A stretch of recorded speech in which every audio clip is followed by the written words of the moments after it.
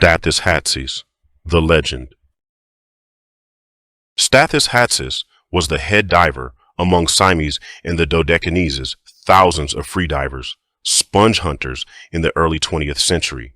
Their Greek fleet of diving vessels made every year the circle of the Mediterranean Sea, starting from May and returning home to the Aegean Sea and their islands at October at the end of the sponge fishing season. These experienced professional freedivers, naked divers, they were called in Greek, dived all day long to catch valuable species of natural sponges and fill their boats, keeping a tradition of thousands of years since ancient Greeks. Aristotle and Homer described in their works the extreme abilities of these freediving sponge fishermen with the stone, the special rounded rock like a flat bell in shape called Kambanele. Kambanele equals flat bell shaped in Greek. Kambanelopetra equals flat bell shaped rock in Greek.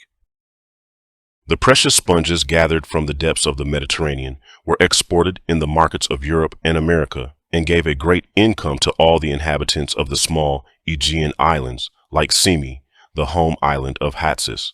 In the 16th of July, 1913, the Italian battleship Regina Margherita hired Stathis Hatzis to search and recover their lost anchor at a depth of 70 to 80 meters at Pigadia Bay in the island of Karpathos. During the next 3 days, Stathis completed at least 16 record dives using his 40-kilo Kambanelopetra from depths of 50 meters to 88 meters. His deepest dive was at 88 meters for 4 minutes in his attempt to locate and tie the anchor of the Italian battleship. The chief doctor of the crew recorded the incredible story. Dr. Giuseppe Musenko described in the ship's logbook the events of the 3 days of freediving by Stathis Hatzis. After more than 16 record-breaking dives, Stathis Hatzis had managed to locate the lost anchor at the bottom of the Pigadia Bay of Karpathos, tied it, and finally helped to raise it again on the warship. His official logbook of the ship was signed by the captain and the admiral, chief of the Italian Navy, who was on board the vessel at that trip, and he awarded Stathis Hatzis with an honorable free ticket diploma by the king, enabling him to travel free for all his life with any Italian civil ship. In the coming years, a great dispute had developed at the ranks of the Italian Navy, as the doctors of the Navy did not accept Dr. Musenko's diary as scientifically real, insisting that no man can freedive without being killed beyond 30 meters of depth due to lung squeeze. On the other side, all the officers of the Italian Navy respected Dr. Musenko's story, since it was signed by all the crew of the battleship and the admiral himself as eyewitnesses of Hatzis' record dives.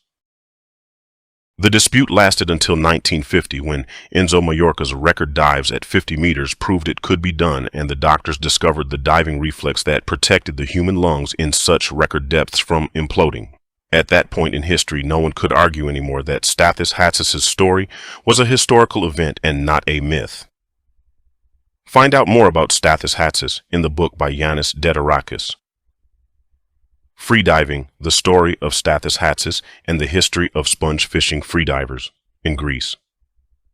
And in his second book, Stathis Hatzis, the Son of Glafkos, a story of all the great underwater adventures of Stathis' lifetime, written as the script for a possible great movie in the future.